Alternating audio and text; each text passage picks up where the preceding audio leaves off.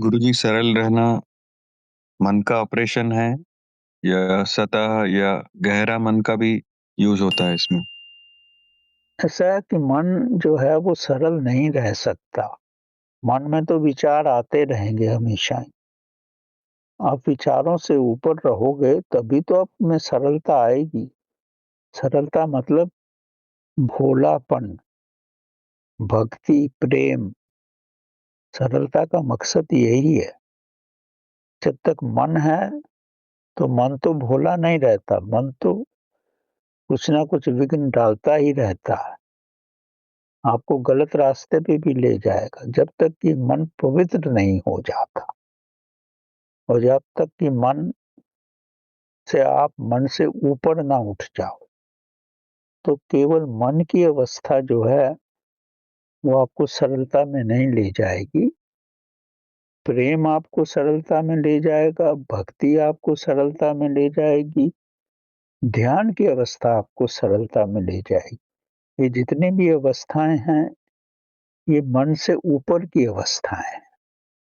अगर केवल मन के साथ रहोगे तो मन तो बंदर है, वो तो बदलता है हर पल। आपको लगेगा वो सरल है तो फिर भी आपको कहीं न कहीं कष्ट देगा। तो मन को अगर वश में करना चाहते हो, तो ध्यान की अवस्था में जाओ। वो ध्यान की पद्धतियाँ तो आपको पता ही हैं।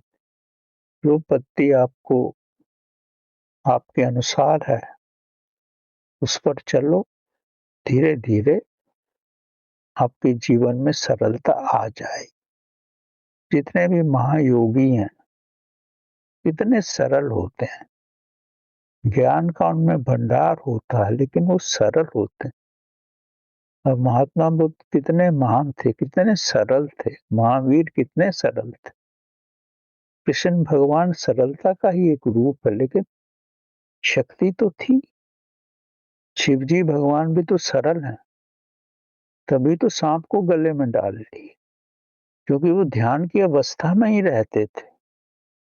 और ध्यान की इतनी अवस्था में थे कि सर्दी लगे तो शमशान की राख ही बदन पे लगा लिए ताकि सर्दी का इफेक्ट ना हो।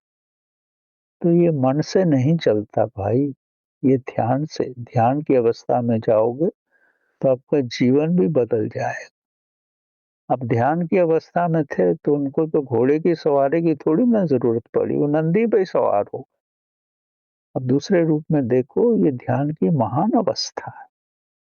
उनकी कोई चॉइस नहीं थी, चॉइसलेस थे वो। और इतने महान होकर के 2 पत्ते भी उन पे चढ़ाए हाथ जोड़ करके, तो भी आप उनके महान भक्त बन जाते।